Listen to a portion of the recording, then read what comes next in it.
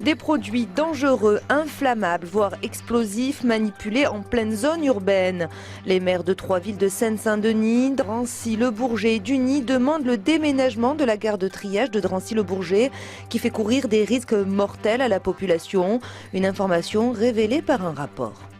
Dans ces wagons, du chlore, de l'ammoniac, des hydrocarbures, des matières inflammables, toxiques ou radioactives très dangereuses.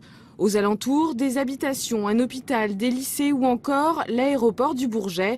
Lors d'une conférence de presse, les élus des communes limitrophes ont voulu briser le silence. Nous alertons la population parce que nous avons découvert dans un rapport qui nous était caché par l'État que la gare de triage Drancy-Le Bourget est une gare qui représente plusieurs usines chimiques. 4000 wagons dangereux qui sont triés chaque année ici. Il y a 220 000 habitants qui sont en danger. Ce n'est pas les 220 000 habitants qu'il faut déplacer, ce sont les wagons dangereux qui ne peuvent pas être triés en zone urbaine dense alors qu'il y a souvent des accidents. C'est un rapport de la direction régionale de l'environnement et de l'énergie qui le révèle. En cas d'accident, une zone de plus de 2 km serait concernée.